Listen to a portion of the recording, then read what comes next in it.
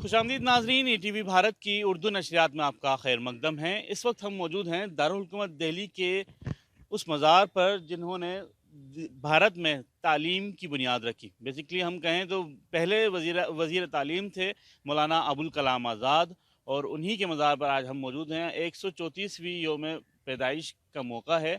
इस मौके पर बड़ी तादाद में यहाँ पे लोग आया करते थे, बड़ी सियासी रहनुमा यहाँ पर मौजूद हुआ करते थे और खराज अक़ीदत पेश किया करते थे। लेकिन इस बार ये पूरी तरह से खाली है। आप देख सकते हैं कि कोई भी यहाँ पर नहीं आया है। हमारे साथ बात करने के लिए मौजूद हैं मौलाना अबुल कलाम आज़ाद फाउंडेशन के सदर इमरान साहब।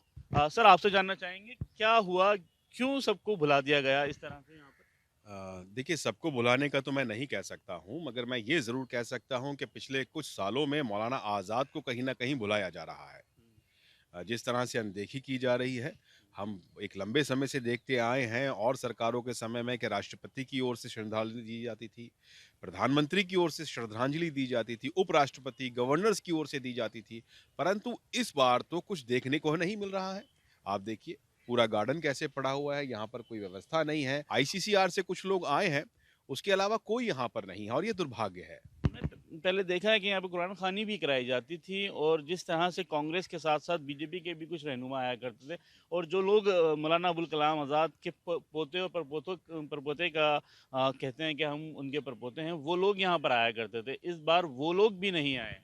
जी, मैंने कहा कि ये दुर्भाग्यपूर्ण है और आपने कहा कुरान ख़ानी होती थी। जी हाँ, बिल्कुल श्रद्धांजलि सभा हुआ करती थी जिसमें कुरान का पाठ भी हुआ करता था और सभी और सत्ता पक्ष और विपक्ष और नेतागण यहाँ पर आया करते थे और मौलाना आज़ाद से जुड़े हुए लोग जो उनको कहीं न कहीं अपने जोड़कर दिखाते थे या दिखाते हैं कि भई वो उनके परिवार का एक अभिन्न अंग है, वो लोग भी आज नदारद हैं। कहीं न कहीं जो एक कुछ विशेष लोग चाहते हैं कि इस चीज़ का इसको मिटा दिया जाए, हो सकता है संभवतः वो लोग उन लोगों के साथ हों। क्या रीज़न आपको लगता है? क्योंकि अभी हाल ही में जब कांग्रेस के नौ मुंतखब सदर यहाँ पर आए थे, तब ये उम्मीद जागी थी कि शायद और लोग भी यहाँ पर आएँ। लेकिन अ, उससे बिल्कुल उलट यहाँ पर देखने को मिला। हमें हमें भी उम्मीद यही थी कि यहाँ पर कुछ लोग होंगे मौजूद, जो लोग यहाँ पर उनको खराज अक़ीदत पेश करने आए हुए होंगे।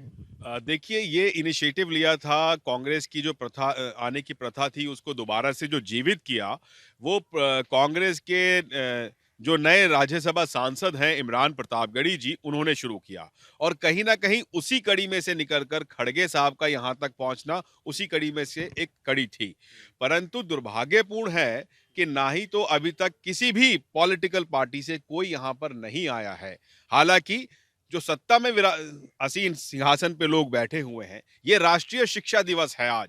मौलाना की यौम पैदाइश को राष्ट्रीय शिक्षा दिवस के रूप में मनाया जाता है और जिस व्यक्ति के नाम से राष्ट्रीय शिक्षा दिवस जुड़ा हुआ है, मैं यहाँ पर आपको बता दूं, आपके दर्शकों को बता दूं और समूचे देश को बता दूं कि मौलाना आजाद वह शख्सियत हैं जिन्होंने भारत को आजाद करने से पहले एक बड़ा योगदान दिया है, वरिष्ठ स्वतंत्रता सेनानी हैं, प्रथम शिक्षा मंत्री हैं और शिक्षा नीति निर्माता हैं। आईसीसीआर, यूजीसी, आईआईएम, आईआईटी, भारतीय नृत्य कला परिषद, भारतीय कला अकादमी, ये सब इत्यादि मौलाना आजाद की देन है देश को।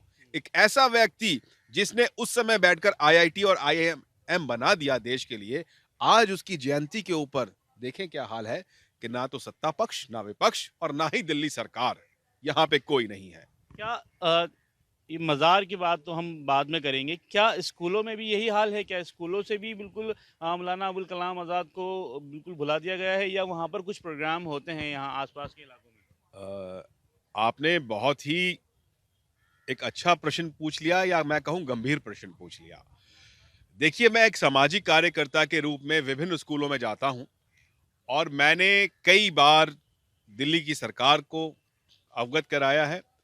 माननीय उप मुख्यमंत्री मनीष सिसोदिया साहब को भी कहा है कि जब हम डॉक्टर भीमराव अंबेडकर को लेके कार्यक्रम करते हैं, उनकी जयंती मनाते हैं या उनको लेकर चलते हैं, उनके फोटो हम अपने स्कूल्स में लगाते हैं, भगत सिंह के फोटो लगाते हैं, तो जिस शिक्षा के मंदिर जिसको आप विद्यालय बोलते हैं, उस विद्यालय में उस व्यक्ति विशेष जिसने देश के अंदर शिक्षा की नींव रखी है, और धरती से उठाकर आकाश गंगा तक उस नींव को ले गए हैं, उनका चित्र क्यों नहीं है?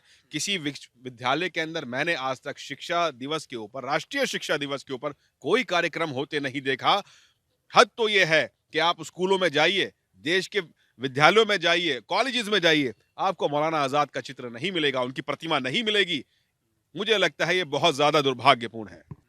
जब आप एक छोटे छोटे कार्यकर्ताओं को लेकर कार्यक्रम कर सकते हैं, तो देश के इतने बड़े नेता को लेकर आप कैसे भूल सकते हैं? जब आप शिक्षा की बात करते हैं, आप समूचे देश में शिक्षा के नाम पर चुनाव लड़ते हैं, तो आप शिक्षा नीति निर्माता को कैसे भूल सकते हैं?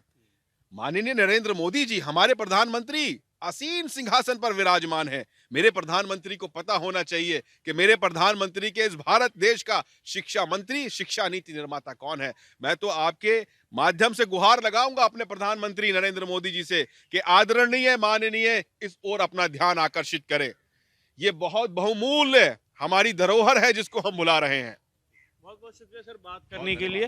तो ये थे इमरान खान, जिनका साफ कहना था कि दिल्ली सरकार से लेकर मरकज़ी हुकूमत तक तमाम इसके ज़िम्मेदार हैं, जिन्हें यहाँ पर जो मौलाना अबुल कलाम आज़ाद को मुकम्मल तौर पर भुला चुके हैं। अब देखना होगा कि आइंदा आने वाले वक्त में सरकार की तरफ से या सियासी रहनुमाओं की जानिब से कोई इक़दामात किए जाते हैं। ईटीवी भारत के लिए दिल्ली से मोहम्मद राहिम।